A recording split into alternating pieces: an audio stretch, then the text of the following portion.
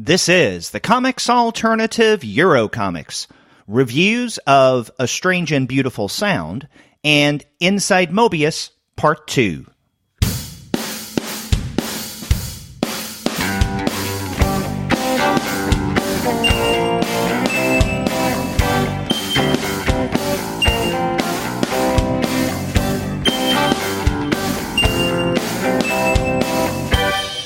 Hello and welcome to another episode of the Comics Alternative Eurocomics. I'm Derek. And I'm Pascal. And we are two guys with advanced degrees talking about comics. That's right. And on the June Eurocomics show, Pascal and I are going to discuss two very recent publications. We're going to begin with A Strange and Beautiful Sound by Zepp. And then after that, we're going to look at the Inside Mobius second part, coming out from Dark Horse Books, part of their Mobius library. But before we get to that discussion, we want to let all of you know that this episode of the Comics Alternative Eurocomics is brought to you by the great folks at Discount Comic Book Service. Go to their website, dcbservice.com, for all of your comics pre-ordering needs.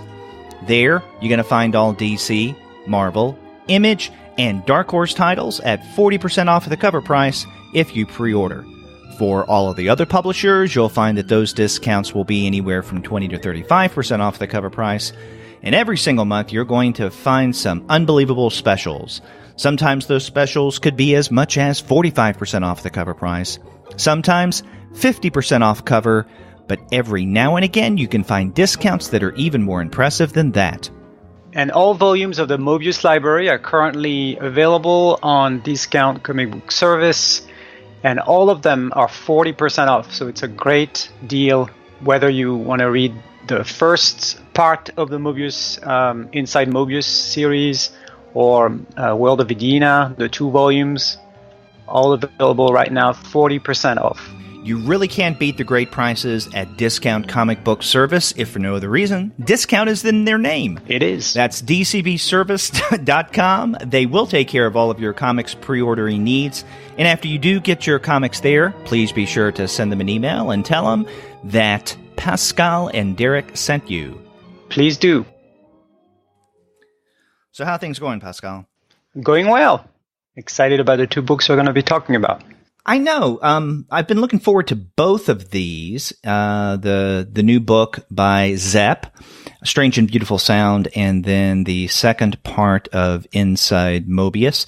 And in fact, I noticed that in last month's, or I guess this month's, in June's, previews catalog, part 3 of Inside Mobius, the final book the Dark Horse is going to be putting out, was solicited. So that's good to know. Yeah, it's good to see they're continuing that series. I'm hoping they dig into the more of the back catalog and the older publications, but I'm not sure what the status is, because so far they've only published books that were published in France, by whether by Castellman or Stardom, which is Mobius' own publishing house. We haven't seen any Humanoids title. That's the issue. I don't know if they have the rights to those, because that's where the old stuff is. It's part of Humanoids. So we'll have to see.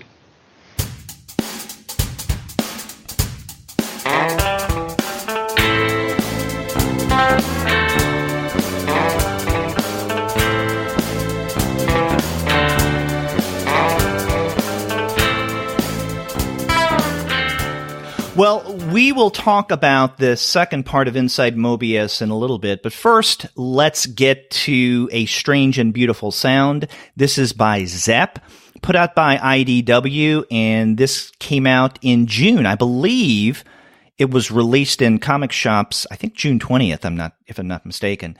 Now, this is only the second book of Zepp's that has been translated into English. Now, the first one, also published by IDW, came out in fall of last year, A Story of Men. Were you able to read that one? Oh, yes.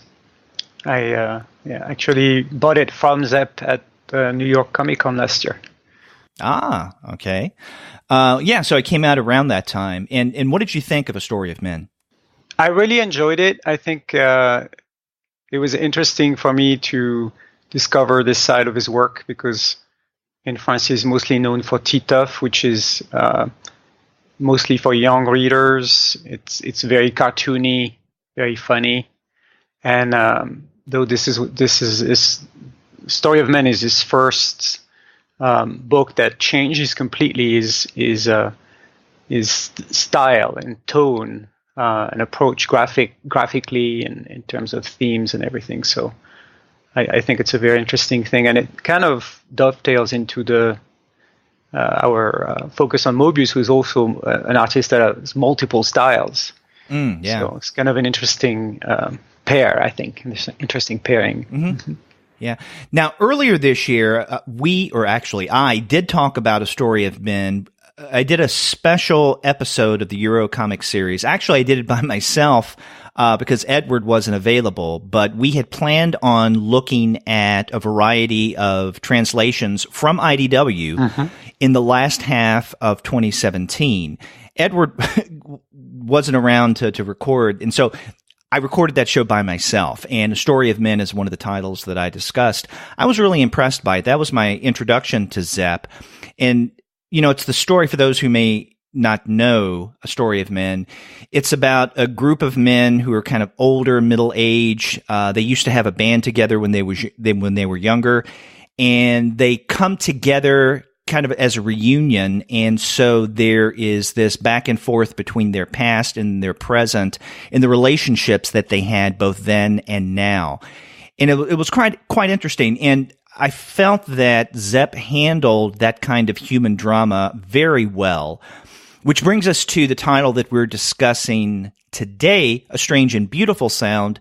While it's a completely different subject matter, I found, and I'm curious what you thought, Pascal, that the way that Zepp dealt with, again, human interaction, the human drama, in a very realistic manner, is very similar in this new book as it was to A Story of Men.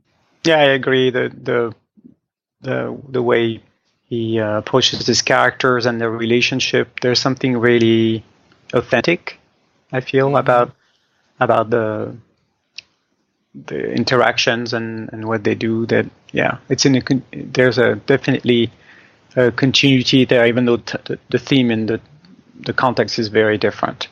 Yeah. Now, if A Story of Men is about a group of musicians who used to have a band together, now they're older and they're trying to reconnect with one another, A Strange and Beautiful Sound is in a completely different milieu. This new book surrounds a monk by the name of Dom Marcus, or his name before he became a monk was William. And so depending on who he's talking with in the story, and actually where we are in terms of the present day or in flashback, he's called either Dom Marcus or William. But William decides at a very young age, and we learn through flashbacks at various parts in this text, that he wants to go and become a monk. It's a Carthusian order, is that it? Yeah. Monks? So not only does he want to be a monk, but it's complete isolation. He takes vow silence.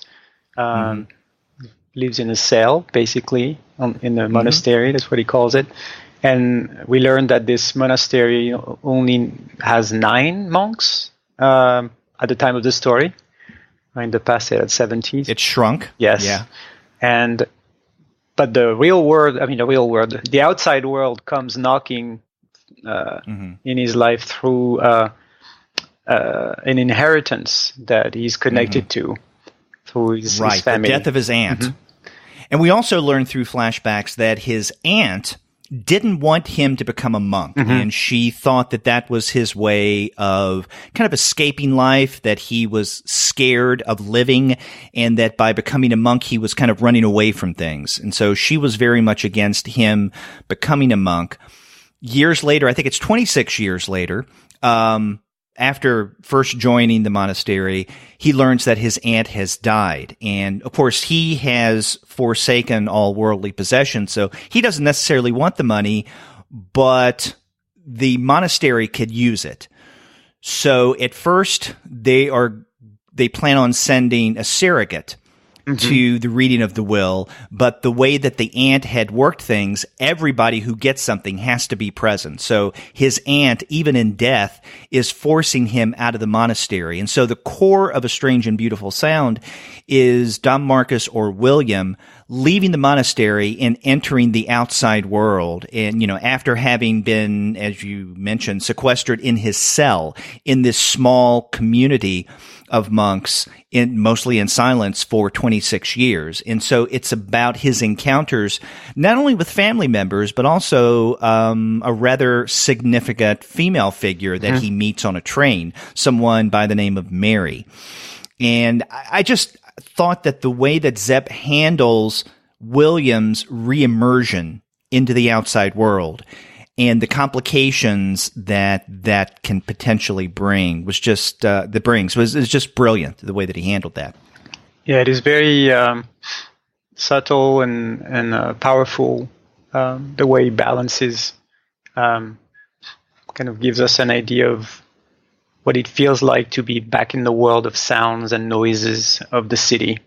There's a beautiful scene. And by the way, the female character Mary, it's actually Mary, which is a strange first name. I've never seen that first name before. It's not Mary, Mary. And I'm not sure where that name comes from, but it's a little unusual. And it's also straddles two countries, because one thing we should point out is that Zepp is from Switzerland. He's a French-speaking Swiss. He's not French, because that's super common for French people to completely appropriate French speakers from other neighboring countries. And I hate when they do that. They just grab people from Belgium and say, oh, yeah, he's French. No, he's not. But it's important because the monastery was actually a real place called Valsainte, Les Valsaintes. Valsainte Charterhouse. Yes, is in Switzerland, and he has to go from Switzerland to France to meet his family and go through the reading of the will. Yeah. So, in fact, there's even a photograph, I think, at the very end of the book of the actual Valsainte Charterhouse. Yeah, it's a photograph of Zepp's sketchbooks. Because he visited there and did some watercolors, it seems like. Okay. As you were talking just now, I went back through at least my edition, and I have a PDF that IDW provided, of Strange and Beautiful Sound. Are you reading from a French? Didn't you say you had a French edition before we turned on the mics? You were telling me. Yes, I actually I read both. I read the English and the French, because while I was reading the English edition, there were parts where I was a little confused by the text. I was not sure if there was some translation strangeness or it was from the original text. So I have both, yeah. Well, the reason I mention that is because I'm looking at page 40 now. Mary is spelled Mary. On the, page 40? Yeah. Interesting. So did they change it? So in your French edition, it is Mery? Okay, let me find page 40 real quick. And by the way, we should mention that this is translated by Jeremy Mellol. So you're looking at the scene in the train, correct? Yeah, this is right when William and Mary part, and she gives him her card that she works at a creperie called the Albatross. And she says to him, this is on page 40, by the way, I'm Mary, and it's spelled Mary. So in the French edition, you're right. And I was remembering the French edition. It's spelled M-E with the accent, which modifies the E sound to A-R-Y, Mary, which is very uncommon. I'm not familiar with this first name. I've never seen this before. It might be in that region of France. I don't know. Well, for whatever reason, I guess the translator just decided to make the name a little easier for English readers, yeah. Probably, yes. But adding kind of... And I'm not sure if Zepp was going for a reference to the Virgin Mary. It would make sense. I mean, that's what I immediately thought of. I mean, after all, this is a monk, right? So it would make sense that as important as she becomes later in the story, and the relationship between William and Mary comes to a head in many ways in the last part of the book, but I don't know how much we want to give away. And I'm sure that listeners are probably anticipating what we may want to say without giving anything away about the relationship between Mary and William. Yeah, maybe we should not get too specific. Too yeah, and there is kind of a, not exactly a twist, but there is something at the end that we probably don't want to spoil either. With Modigliani? Correct. Yeah, we should mention, again, without giving too much away, no spoilers here, that when William actually does go to the reading of the will, he finds out that his inheritance from his aunt is Modigliani's Angelica, and it's a painting that is worth millions of euros. Mm-hmm. And so that, at least, originally he had intended to bring it back to the monastery to help with the cost of keeping things going. So that's his inheritance. And then there is something at the end that William does with the Modigliani that becomes quite significant. But the relationship between Mary and William is really interesting because when they first meet on the train in the first half of the book, Mary is, very forward, very friendly, but we also learn that she is suffering from an illness and she expects to die. Yes. So, and that's even in the blurb description of the book, so it's not a spoiler. Mm-hmm. Right, exactly. Mm-hmm. Now, whether she does or not, you have to read the book. Again, we don't want to give it away. But that is the context under which the two of them meet. But again, part of the power of A Strange and Beautiful Sound is William's or Dom Marcus's immersion into the outside world after having been in the monastery for 26 years. Mm-hmm. Now, 26, there are a couple of things that I want to say here. 26 seems to be significant in that toward the beginning of this book, we learned that it had been 26 years since William went into the monastery. Now he comes into the outside world because of his aunt's will. And then in the very last part of this book, we more or less fast forward to 26 years after the events of him going into France, for the reading of the will takes place. And so it's like 26 years brackets the core of the narrative that we have. So there's something that happens 26 years before the events take place. And then at the end of the book, there's something important that happens 26 years after the events take place. So I thought that was interesting. Yeah, the way we see just a slice, and we have some flashbacks, but yeah, it's the framing of the book is interesting, and it's also kind of expressed visually with the shift in colors. We should say this book is a color, but it's monochrome. It's monochrome, but the colors, right, it changes according to scene. And, he did the same thing, if you remember, in A Story of Men. Yeah, it is his signature now for all the books. I mentioned to you that he has a new book out in France, and he uses the same technique. And I'm suspecting that because Titeuf is other very, very popular character, is full color, very bright. It's supposed to be for young readers, so it's very very colorful. So the muted tones, the monochrome, I think he's trying to get away from the kind of color scheme he was known for. Mm-hmm. So emphasizing that. And you're right, they are muted monochromatic colors, and they change according to scene. Mm-hmm. So not with every single scene shift do we have a color shift, but I think for the most part we do. And those colors are primarily kind of a muted blue, green, brown, and different tones of green and brown and blue. So all the blue scenes aren't necessarily the same blue, but they're slightly different blues. And I found that quite effective. Yeah. Along with, now you mentioned his what is the title for younger readers? Titeuf, as being a little more cartoony. One of the things that marks his style in A Strange and Beautiful Sound, as well as in A Story of Men, is not just these monochromatic colors and the shifts according to scene, but also his art. Definitely not cartoony at all, and he illustrates the characters in a very realistic manner. Yeah, it is. His line work is very.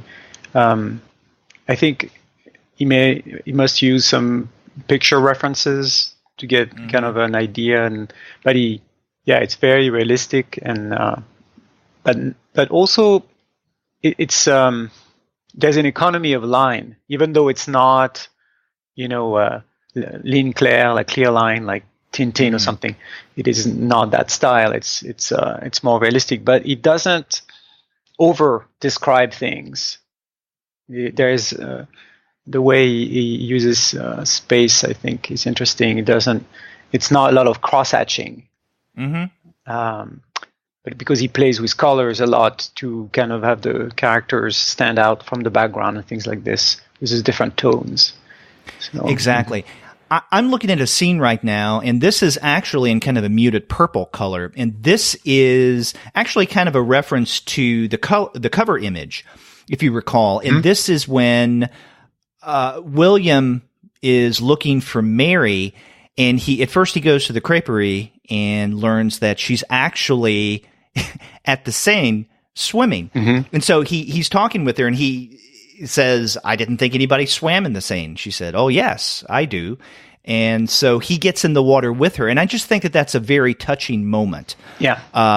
Because he has just sat through the reading of the will, and he doesn't know exactly what to do with his inheritance. And so he seeks out Mary, and he finds her swimming in the Seine, and he strips down to his underwear. So here we have a monk in his underwear getting into the Seine and swimming with her. And that's a very touching scene. Yeah, it is a beautiful scene. And I also like something he does a lot with scenes like this. So this scene is about 1, 2, 3, 4, 5 page long. And it's all in the same, like you said, purple tones. But the scene itself is actually almost like it could be taken as a mini comic. It has like the first page is silent, and it gives us a view in 2 panels of the Seine, and we see Mary swimming. And then so it's kind of an establishing shot, and then he goes into the interaction between Mary and William. And then the last page of the scene is also a kind of a pull-out shot. So there's this constant back and forth between silent scenes and scenes that are more dialogue-heavy.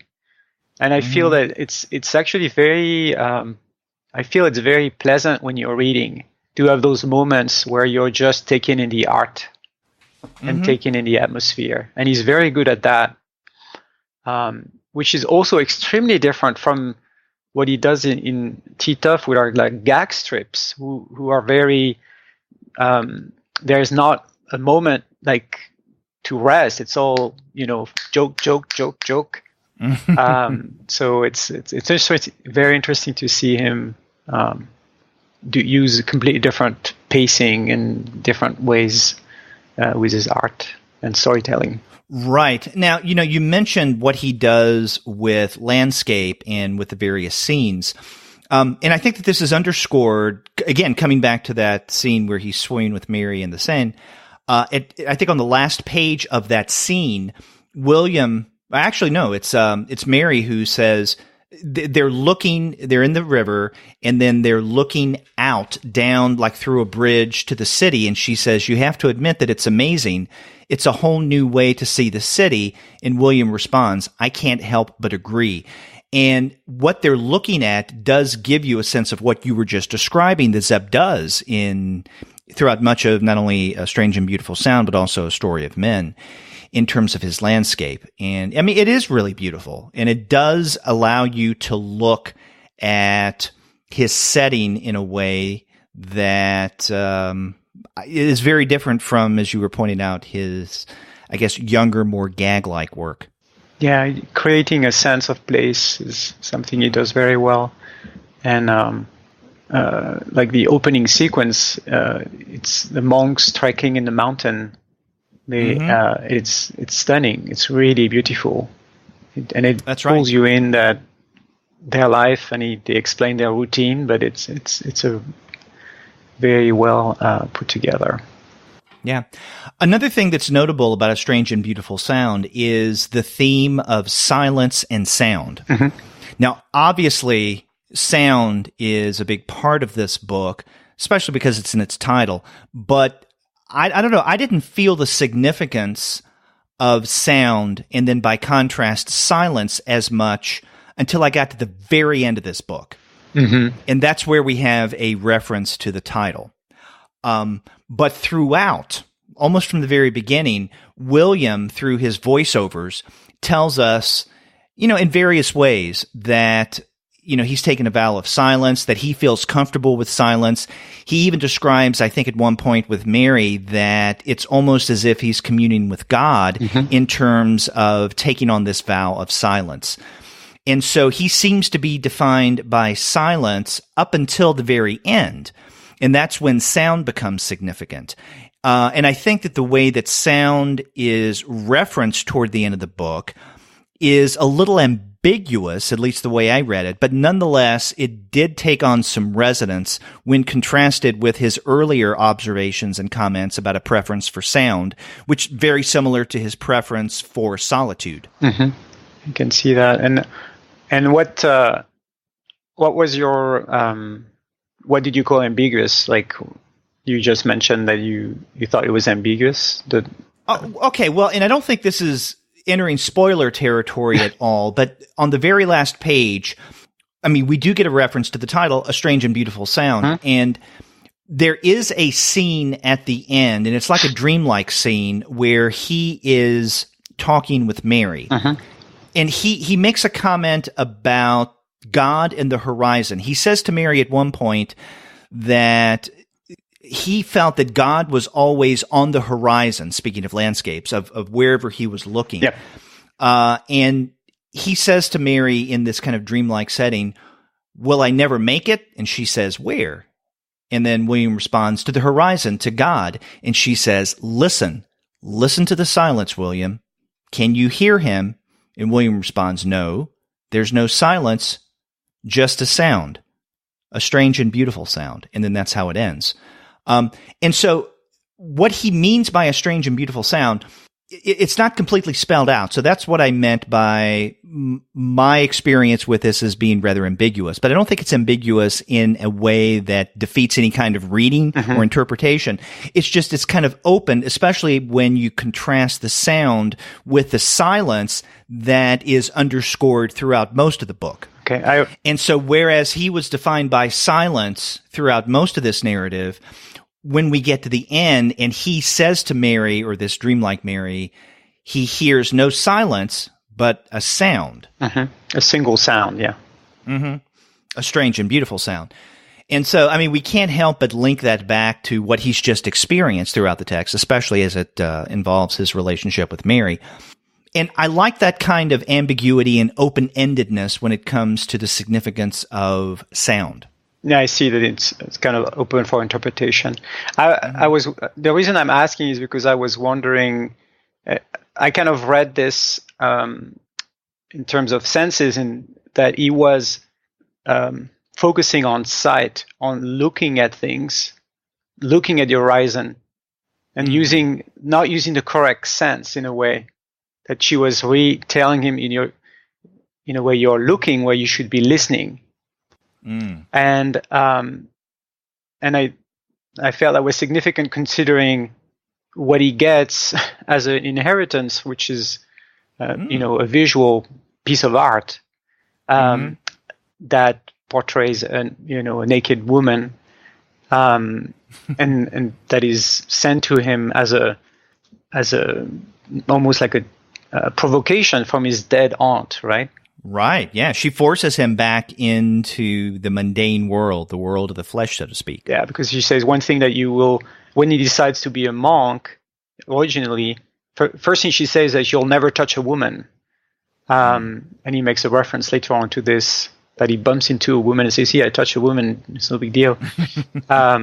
So I felt like there was this theme of realigning your senses, that you're not using the right ones, or you're paying attention. You're not paying attention in the right place. So you're looking, or you are smelling when you should be listening, in a way. I hadn't thought about looking at this book in terms of sensory experiences, but that makes a lot of sense. And I was thinking about that one passage where he tells Mary that it's gotten to the point that he can't even remember what his father looks like anymore because it's been so long. And I'm looking at page 69 right now. And he's telling Mary, when I first took my vow of silence, my memories would haunt me. The sights and sounds of my past would try and swallow the void. I slowly learned to leave them behind and make room for the silence. I used to think about my father a lot, but eventually I forgot his face and he disappeared. So he's discussing in this scene what you had just mentioned in terms of the end of the book, the vision versus the sound, or the vision and the sound, and how one in some ways is kind of exchanged for the other.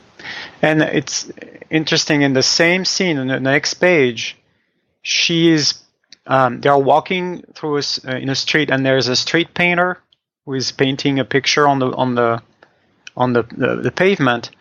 And that's right. And Mary points to it, saying, "Look." So he's still thinking, and she gives money to the painter, and when she turns around, he is left. So she's trying to show him something that she'll do at the end, and she finds him in a church nearby. He just entered a church. Like maybe it's too much for him to deal with, to be in that world, and he's just escaping back to his cell in a way. But it's almost like he doesn't want to see what she's pointing at, you know? Yeah, and then right after that scene, I just noticed, again with sensory experience, they go to get ice cream. Yes. And she makes a joke, what about the Carthusian monk that eats ice cream? And so they're eating ice cream, they're looking over the Seine, and that's when she says to him, I want to taste. And he holds out his cone to her and says, here. And she says, no, on your lips. Dot.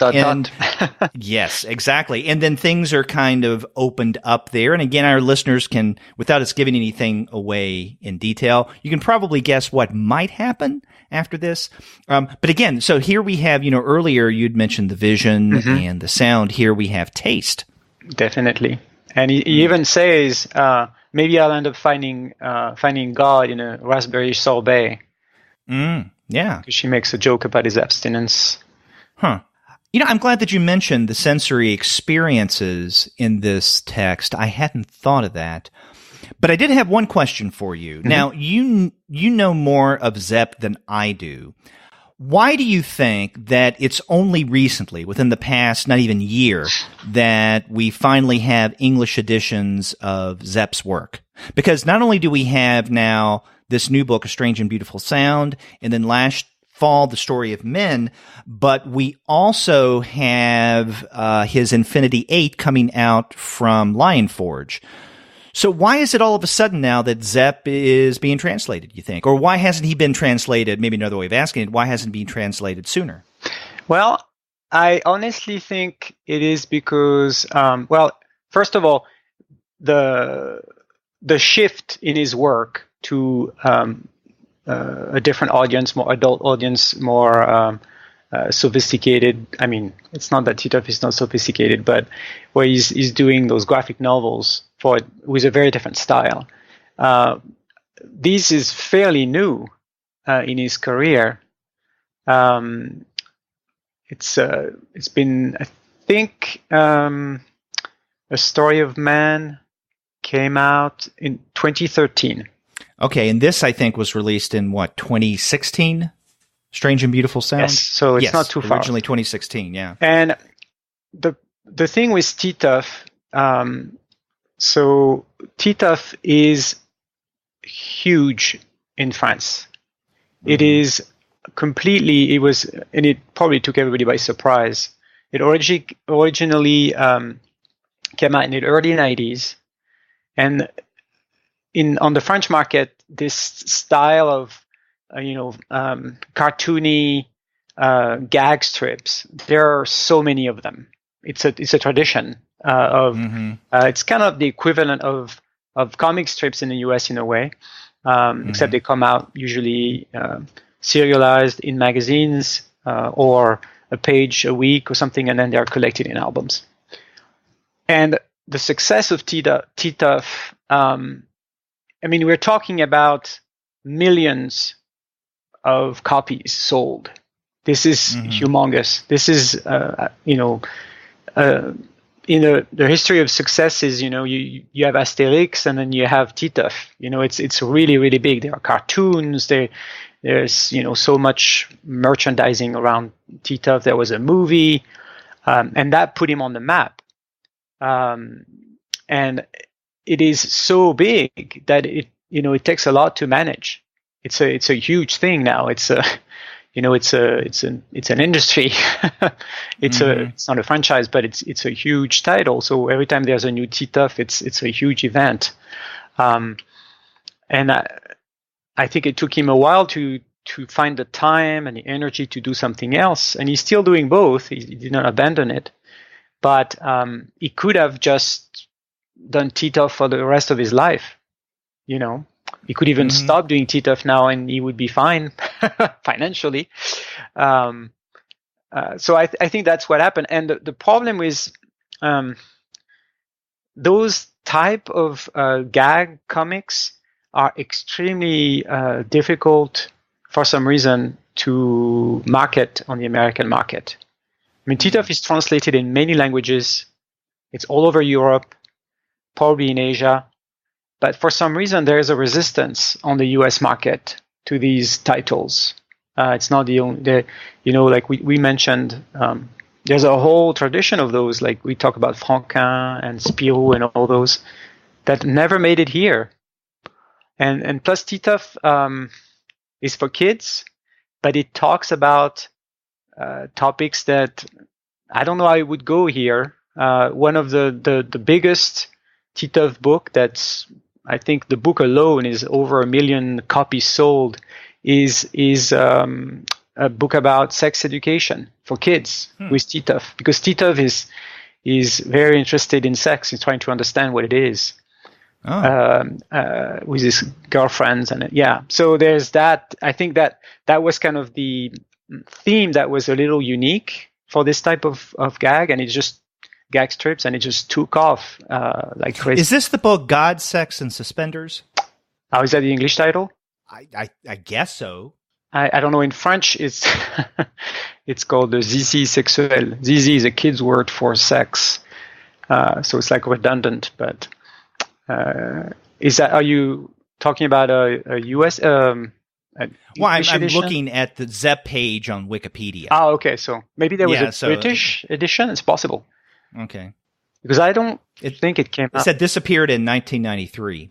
Oh, that's probably the original. Okay. Oh, yes, you're right. This is what you're talking about is the title of the first collection. Okay. No, what I was talking about is it was kind of a book they made in addition to the main series that was focusing on sex education. That became a huge hit. Okay. And we should mention that Zep's real name is what? Philippe Chapuis? Mm-hmm. Yes. Which it's interesting in that the two creators that we're looking at on this episode go by names other than they were born with. So Philippe Chapuis goes by Zep. And then in a moment, we're going to be discussing Moebius, whose real name is Jean Giraud. Yes. Except Zep kept his name for his... he could have signed his more serious, in quotes, work, Philippe Chapuis. Then that would have been a complete Moebius thing, but maybe he didn't want to go there. And I think he's also wanting the recognition as somebody who does other things than TTUF. But TTUF gives him such a level of exposure in France that I mentioned to you that his new non-TTUF book is out and he's on every French talk show on TV. It's an event. And, we see him there and he's on the radio. And so he's a public figure, definitely.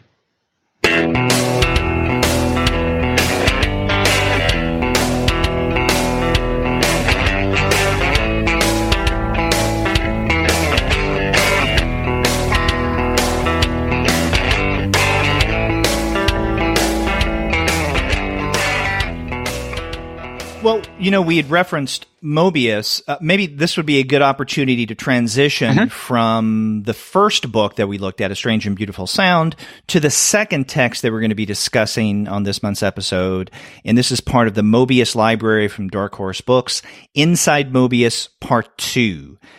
And this came out, I believe, just this month from Dark Horse. Now, Part 1 came out early in the year. I believe it was February. And then Part 3 is going to be, in English, is going to be coming out in October. And then we'll have the complete series. Because originally, Inside Moebius was published in 6 volumes. And so with these Dark Horse texts, we're getting basically 2 volumes per book. So the one that came out early this year was volumes 1 and 2, and then with this second part, we're looking at 3 and 4, correct? That's correct. And we could call it A Strange and Beautiful World. Yes. So Strange and Beautiful is an important part of this episode, I guess. Yes. And this is definitely strange. And the way that it's described at the beginning, and by the way, we should also mention that Pascal, both you and I have read Inside Moebius Part 1, and we may reference this, but we're specifically focusing on Part 2, which came out this month. But many of the things that come out in Part 2 in the second book from Dark Horse was set up in the earlier one, Part 1. Yes. So we'll probably reference those things. But the way that it's described is this was basically what we know now as Inside Moebius is Jean Giraud, or Moebius, keeping a journal about his experiences as an artist, especially after having given up marijuana. Correct. Because marijuana was a big part of his life in the 70s, and he's talked a lot about drawing and creativity under the influence of marijuana or mushrooms, and something he discovered when he was a teenager in Mexico. Yeah. And, if listeners are familiar with any of Moebius's work from the 1970s, like the stuff that he did for heavy metal, it shouldn't surprise you that there was some kind of drug influence there. Yeah, it is very surreal, for sure. So basically, okay, if you were going to describe Inside Moebius to someone, how would you do so? I think that's kind of a challenge. It is a little challenging. So, like you said, originally it was created as a journal type diary that was not even really destined to be published. I think he was doing it also to get ideas. There was a point in his career, we are talking about the early 2000s, where he's been doing Blueberry alone for 5 years, and this is taking a lot from him. Alone meaning is Charlier, the writer, passed away. The last volume they did together was in 1990. In 95, he published Mr. Blueberry, which was the first Jean Giraud writing and drawing Blueberry, the first volume like this.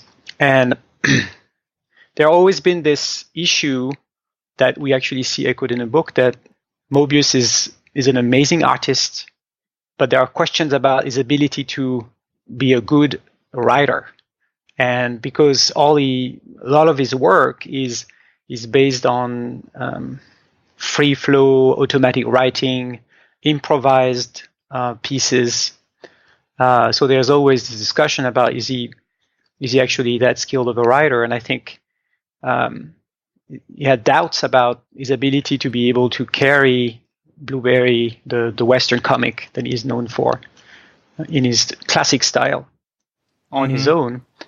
And what he does in his Inside Moebius series is self-reflecting in his diary, by those who are comic book form diary, by bringing together himself, current Moebius, in 2004 originally, 2001 actually started, and then his main characters from his different books. Right. So we have Arzach from Arzach. We have Major Grubert and Malvina from the Airtight Garage. And then we have Stel and Atan from World of Adina. And Blueberry. And we have Blueberry, right? Mike Blueberry from his Blueberry series. But we also have other characters. There is, and he doesn't, we see him, I think, at the very beginning of the first volume or the first book that Dark Horse put out, but he becomes more significant in part 2. A Mickey Mouse sort of looking character by the name of Jean-Michel, who is the unconscious. Yeah. And so he says his name is Jean-Michel Unconscious. And another important character he brings in from the start is Gir, which is his own self from the 70s. Right. So we get multiple representations of Mobius or Jean Giraud. We get his 1970s incarnation, and he has long hair. He smokes pot. Gir. Then we have the older 2001 Mobius or Jean Giraud. But we also have the artist who is representing himself at different points of life, because we even get in part 2 the young boy. Yes. Jean. Jeannot, right? So they call him Jeannot, right? Like Johnny. Yeah, and so we have again multiple Mobiuses. We have, in terms of the art, 3 representations: a young kid, a relatively young man in the 1970s, and then a middle-aged to aging man in 2001. But then there are references in both part 1 and part 2 of Inside Mobius of the creator who is actually putting his self-representations on paper, as well as writing in his characters like Arzach, the Major, Malvina, Stel and Atan, so on and so forth. Another major character that makes an appearance, especially in part 1, but we even see him, at least to some degree, in part 2, is Osama bin Laden. Yes. Because keep in mind, one of the things that is important, especially I think in part 1, but it's referenced in part 2 as well, is 9/11. And that seems to really have affected Mobius. And he mentions this especially in book 1. Yeah, I think that moment of crisis that he's feeling internally as an artist is echoed by this crisis in the world. And I think especially the target being the US, you have to understand that he spent most of his life doing Western comic, the Blueberry, that he put a lot of work into, and he has a very strong attachment to the myth of the US. It's not necessarily the US as it is, but the idea that we have in Europe of the mythical, the West, the cowboy, the Native Americans, is very connected to the landscape that he's so famous for doing those incredible visuals of, the Grand Canyon or all those structures, very mineral structures. And I think that hit him on a personal level. That's why he's bringing bin Laden in the book, and to have a discussion with Geronimo. That's right. That's in part 1, yes. The one that the book that came out early this year. Yeah, Geronimo seems to find a kindred soul with Osama bin Laden, because both of them are anti-West. Let's just say, yes, anti-colonialist to some degree. Yeah, Geronimo doesn't appear in part 2. But, I'm glad that you mentioned Blueberry, and earlier you also said something about questions of Mobius in terms of scripting, because it becomes important in the first book, but I think it's even more prominent in part 2 that just came out this month, and that is the significance of scripting, yes. right? And so almost every time we see Lieutenant Blueberry, he's in search of his creator Mobius because he needs a script. He doesn't know what to do next. Yes. And he feels at a loss. And so there's something, and this is just touching the surface of the metafictional aspects of Inside Mobius. There's tons of metafiction going on here. But I think part of that comes across in terms of Blueberry looking for a script. And I couldn't help but think of, Pirandello's 6 Actors yes. in search of, the playwright. It's actually referenced in the notes, the translation notes, right? Yeah. And so there's that going on. So Blueberry is looking for Moebius in terms of a script because he needs something to follow. However, some of the other characters like Arzach, the Major, so on and so forth, they're not necessarily looking for a script because they understand that Moebius, inside Moebius, is trying to just improvise. In other words, he's trying to get away from scripting, but nonetheless, they encounter scenarios that to them seems like a script. Yes. And so every now and again, they'll say, uh-oh, this is scripted. So I just found it fascinating that here we have these characters that are commenting on their own sense of being creations, to the degree that every now and again they are aware of what page number that they're on. They're even looking up at the page number, yes, like above the panels, and pointing to it. Said, "Look, we're at page 33 here."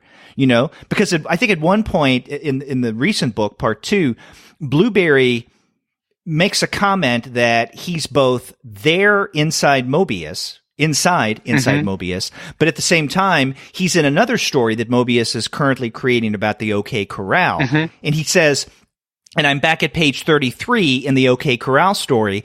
And then if you turn the page, I can't remember if it's Arzach or the Major who points up to page 33, and says, hey, what a coincidence. We're at page 33 here in this journal. And I really did appreciate the cleverness and the self-referentiality that went into Inside Moebius. And it just suggests that, he's exploring his own situation at the time, where he is in life as an artist, his relationship with his creations. But at the same time, he's having a lot of fun doing it, it just seems to me. Yeah, and that's one aspect that we often think about Moebius as this extraordinary artist with this amazing craftsman and those crazy world that he would draw and create and all the sci-fi elements and bizarre elements. But there is also a very strong focus on humor. A lot of, even his early Moebius works, the humor is there from the get-go. And this having complete fun, complete let go of form, of completely improvising, but also having a sense of fun with it. And it's not necessarily something that comes to mind right away when you think about Moebius, but there's a lot of very funny stuff throughout. So, and in this series, he says the number one goal is to make the reader laugh. That's what he's after. And to go back to your point of the self-referencing of the characters commenting, I think there's a panel on page 41 where you see all the characters in the line, they're all making comments, exactly what you were talking about, where the Major says, yes, I'm aware we simply have no script, but let me tell you, I'm rather accustomed to this situation. And then Stel is behind him. No, Atan, sorry. He says, me too. And Atan goes, oh, us too. And then Malvina and Arzach are like, what's a script? Ha ha ha. And then you can see a script. And you can see Blueberry in the back going, lunatics, all of you. And Blueberry doesn't want to be drawn by Moebius. He wants Gir. He says it. Yeah. And I appreciate the fact that there's one thing that's missing when you translate Giro or Moebius is his handwriting, because he does his own lettering, and he has a very specific handwriting that if you've read a lot of his books in French, he just kind of, it's missing, So they do a pretty good job of creating a font, or I don't know if it's a font or a hand lettered, but that is not too different. But I appreciate the fact that there's on some pages, and I wish I had a reference right there, where they actually kept the original handwriting in the balloon, especially when it's his name that is written. So you can see Gir is written in Giro's handwriting. The rest is not. It's in English, but they keep it because visually it is important. It's like a signature. And Blueberry wants to be signed by Gir or Giraud. He doesn't want to be drawn by Moebius, who is crazy, who's not using any stories or scripts or anything like that. So basically, it's very hard to you can't really talk about plot because they're just wandering through the desert. And we should mention this desert, and this is explained in the back of the book. And I want to commend the translator. There are extensive notes at the back that give you a lot of information. Was it Dinah Schultz? Who's the translator? I think, isn't that the editor?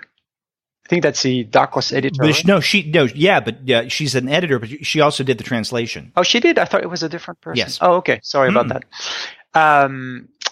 And because there are so many puns and references that are just not impossible to translate, so the notes are very useful. They are because he plays with the stories he has told before and the characters, and makes also references to other comic book artists. And there are a few references that she doesn't point out, but and she has an interesting interpretation of some of the things. It's kind of open. I mean, she has one way of looking at it, and I thought it was interesting to read. I had another take on some of them, but it doesn't mean, we don't know. We would have to ask. But I want to give an example of something she doesn't mention specifically. In the book, Moebius is referred to as the leader of the pack. That's the way she translates it. In French, it's le chef de bande, which literally means the head or the leader of the band. Okay, but if you use the word band in English, it refers to music. But what's interesting is that in French, the word bande can mean a group of people, like a band, but it also means strip, like a comic strip, right, like bande dessinée, right? Bande dessinée. Yes. Right. So chef de bande actually means the leader of the comic world, in addition to being the leader of that group. So there's like a double meaning in that. But that play on words is kind of lost in the translation. Yeah, it's just impossible to convey. Yeah.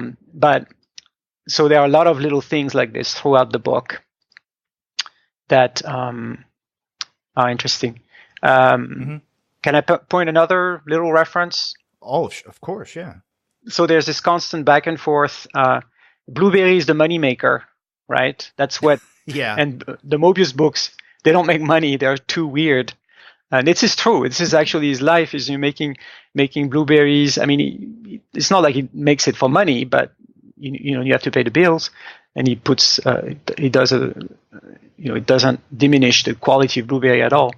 But there's often references to the estate of the Charlier, who was the writer of Blueberry, and now he passed away, so his estate controls half of Blueberry, right?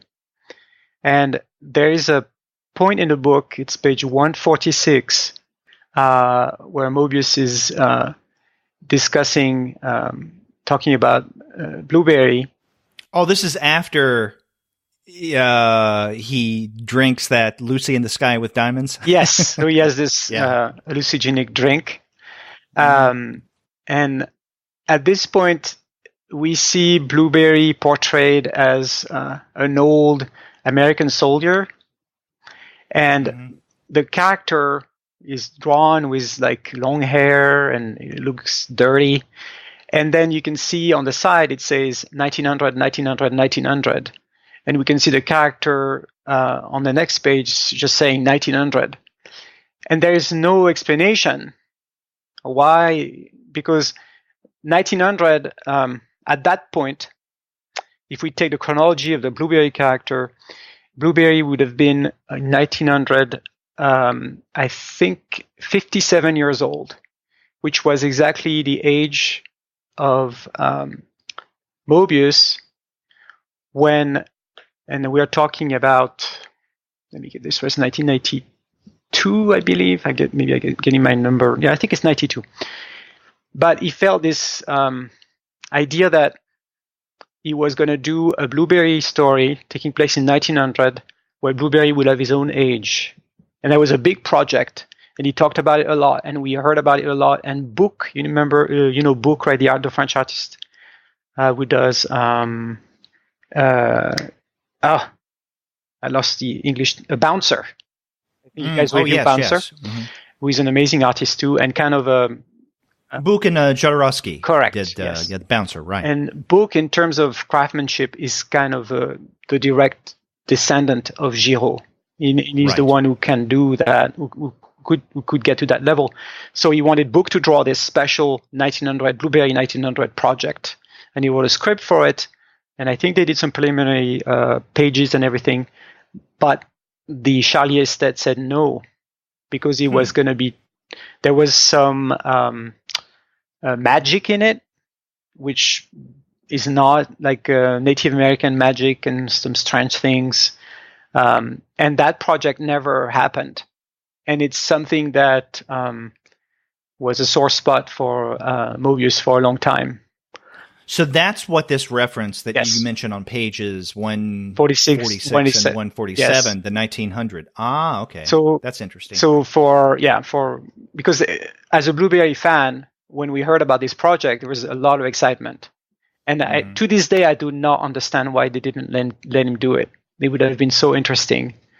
But so that's one little reference that I thought was interesting. Well, while we're on that page 146, mm-hmm. I want to make an observation here. Now, we had mentioned that this is right after Blueberry goes into a saloon and he orders a whiskey, but then the barkeep says, well, we don't have whiskey, but we do have a special kind of beverage or a special kind of drink, and it's called Lucy in the Sky with Diamonds. Mm-hmm. Now, in that first panel on page 146, the, let's say, 2001 Moebius character says, but anyone who really knows the Rolling Stones also knows that the cryptic title contains these three deadly letters, LSD. Mm-hmm. Now, Lucy in the Sky with Diamonds was definitely not a Rolling Stone song. Yes, he's being facetious. Okay. Yeah, completely. Okay, so it's not a mistake. It's completely... that just struck me as a little weird because I didn't read it as the character being facetious. So is this older Moebius figure supposed to be, I don't know, forgetful or at least not culturally astute? Is that the joke? Is that baked into this representation? Yeah, and I feel like it's so obvious. Like it's information that everybody knows. So I think it's just trying to make it, it's also, there's a lot of self-deprecating humor in it. I think that's part of it. But yeah, it's definitely one of his little jokes. And some of them, you may not find them funny. It's part of the tone, I guess. But yeah, this is completely on purpose. Okay. I would hope so, yes. Because how could someone get that mixed up? Yeah, that would be odd. Yeah. Now, earlier you mentioned something about a desert, and we should mention here that in this kind of surreal story that's going on here, very metafictional, kind of turns in on itself, where we have the creator confronting his creations and their kind of strange relationships, that all of this, or at least the vast majority of what's been happening inside Moebius, takes place in what's called Desert B, or I guess we could say Desert Bay. Yes. Which is this desert landscape, but it's called, or at least Moebius calls it, Desert Bay. Another part of this landscape is what's called the ego bunker. Yes. And this is a space, a bunker in the desert, in Desert Bay, where the character Moebius retreats in order to do his creation, in order to self-reflect, and also to get away from his creations as well. Because at many times he doesn't want to confront Blueberry, Arzach, the Major, so on and so forth. And so when the characters, especially Blueberry, want to find Moebius, they seek out the ego bunker, and at least in part 2, at times they're having a hard time finding the bunker. Yeah, because the bunker, pretty much, it can be anywhere. It's kind of in another dimension. And this is where I guess the Major with the Airtight garage comes into play because, as he points out, he is adept at navigating interdimensional spaces, right? Going from one space to another. And in fact, there's one point toward the end of this book, part 2, that the Major does find this interdimensional doorway, so to speak, and seems to disappear to everyone else. He just kind of goes from one dimension to another. And that other dimension that he steps into appears to be the ego bunker. But I don't think he finds, at least at first, Mobius, the character Mobius, there at the bunker. It's just a series of these doorways, and he's not sure what to make of it. And he actually, he does open one of the doors, and this is when things get really weird. He sees the older Mobius, kind of small like a baby, breastfeeding this, being breastfed by this beautiful bare-breasted woman. And what is she called? The goddess of the bunker, something to that effect. The goddess of the bunker. And it's like almost most like the Major gets to explore the unconscious and the mind of his creator in a way. Right, because the bunker is like, the unconscious. And the bunker is also, I think, in many ways, also associated with Jean-Michel unconscious, as we referenced earlier. And we see Jean-Michel putting together something like a bunker at one point. Yes, and I'm still a little. I don't think there's any answer to this, but the Jean-Michel is Charlier's first name, the writer of Blueberry, who was like a father figure in a way for Giraud, and who gave him his chance when he was a very young man to draw the Blueberry series in the early 60s. And so I wonder why he's using his first name. And there are a lot of to me, calls to father figures in the play in first names. There is a part of the story where there is some confusion about the Major Gruber's first name.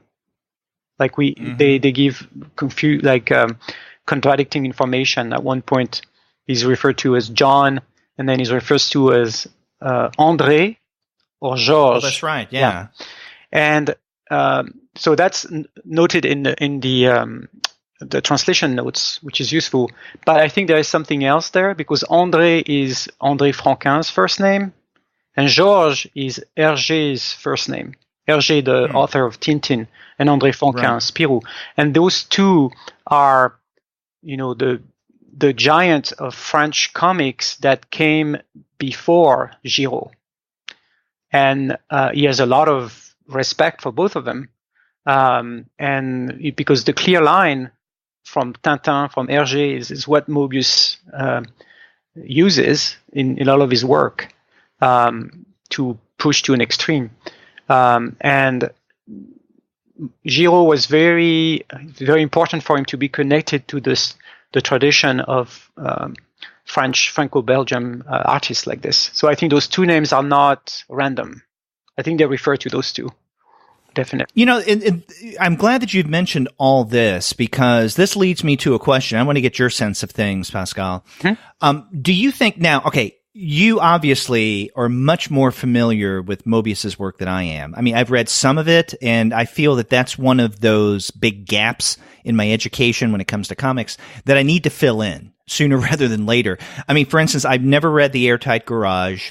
I haven't yet read Arzach. I've read World of Adina, and I've read little things here and there, some Blueberry stories, other things from Moebius. But again, I mean, I feel like I need to read more and be more familiar with his world. Now, do you feel that someone who has really no knowledge at all of Moebius, they may have heard him, they may get the reference that this was, a famous French comics artist.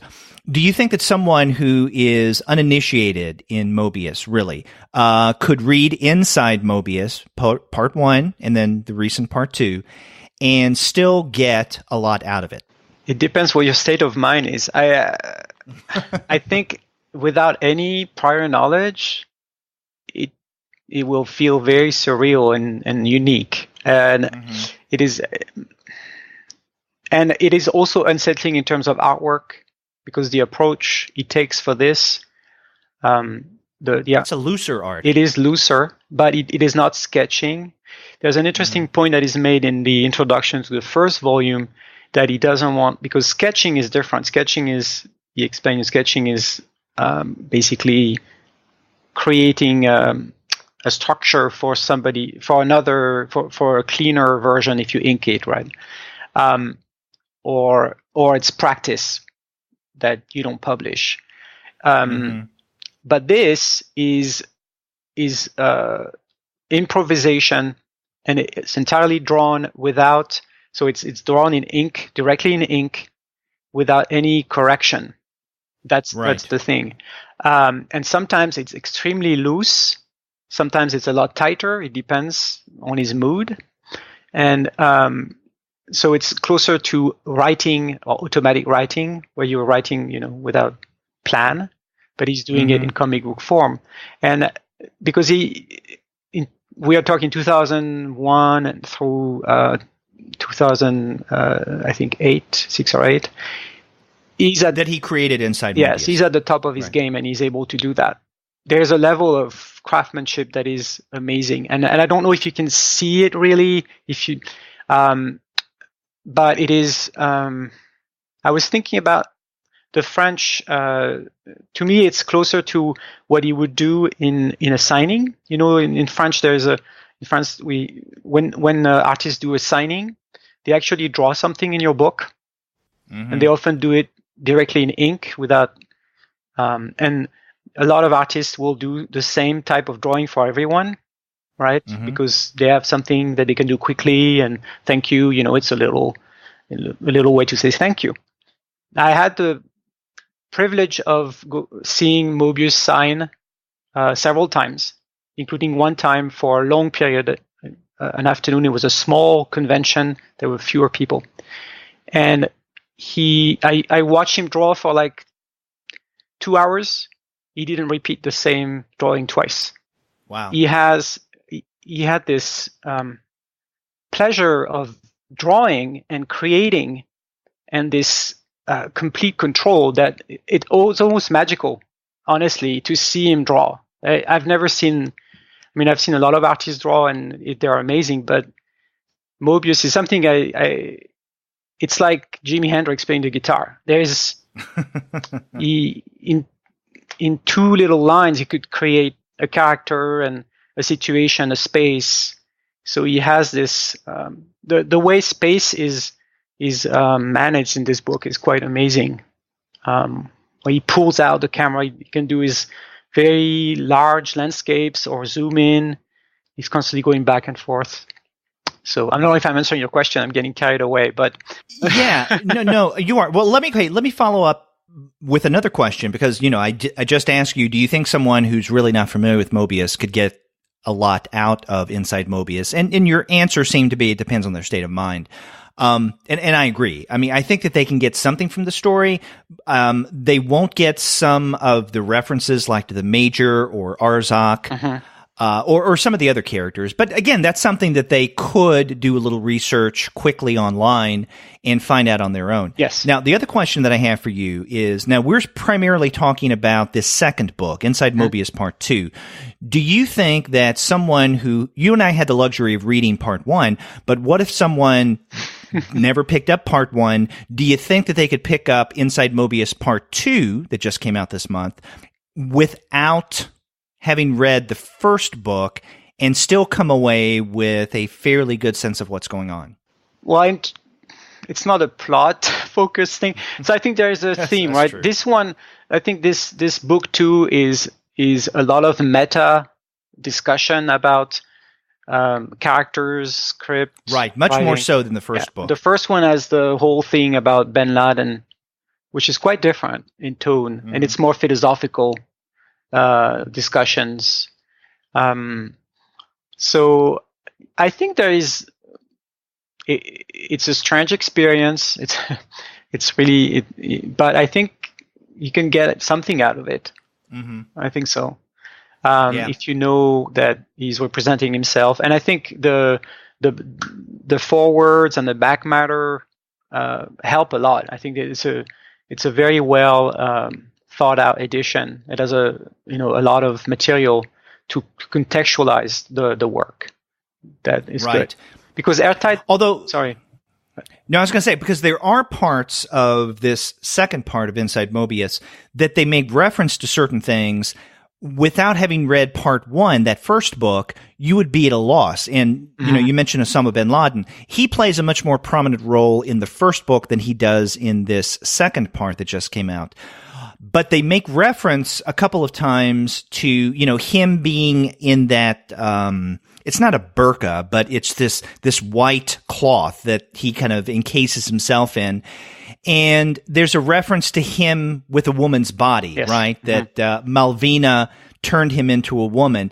Now, if you hadn't read that first book, you would be at a complete loss. It's like, well, what do you mean? Osama bin Laden has a woman's body. What did Malvina do? Maybe that would make you want to read the first book. Yeah, exactly. I mean, I think that someone could come away with a sense of what's going on in Inside Moebius Part 2 without having read the first book. I would strongly recommend that if someone's going to pick up this new book, Part 2, Inside Moebius Part 2, that they read Inside Moebius Part 1 in order to get a fuller sense of what's going on, even if they're not really immersed in the world of Moebius and his various narratives. Starting with Inside Moebius Part 1, I think would be wise. Then read Part 2, and then in October you can read Part 3. Exactly. And always keep in mind that this is an improvisation. So yes. The story is unfolding as you're reading it, and even Moebius drawing it didn't know what the next panel was going to be. Right. And as we mentioned earlier, even the characters are aware of this, right? Yes. Some of them, like Blueberry, want a script, and then others, like Arzach, the Major, Malvina, Stel and Atan, don't necessarily expect one, but when they get in a part of a story that seems to be scripted, they point this out. It is funny. You had mentioned the humor in this book. I think that's one of the big strengths of Inside Moebius. Yeah, definitely. And I hope they're gonna continue with the library and hopefully can bring back some of those older titles. Especially Airtight Garage has been out of print forever in English. Right. And one thing I want to mention about, because you mentioned, is it text accessible, right? The French title to Airtight Garage is Garage Hermétique, so the word we use is hermetic, not airtight, because hermetic in French is both used in the common discussion of something that is airtight, but also means something that is complicated and difficult to understand, right? Like the root of hermeneutics and all that. Right. And I wish they had kept it, the hermetic, because hermetic maybe is a strange word, but then airtight doesn't really, to me, convey that idea that it is a confusing piece or that is open to interpretation. So in a way, the book is a little hermetic. There's this idea of you have to be an initiate to really fully get it. It's almost like a cult, which actually connects with Moebius, and he had in the 80s he joined a strange cult for a little while. He had some interesting experiences. But it's still very good that all this is finally available in English. Right, and I look forward to seeing what Dark Horse comes out with next. Yeah, and they do a very good job, the packaging and those books. The notes. Yeah, the books are really gorgeous and a good one.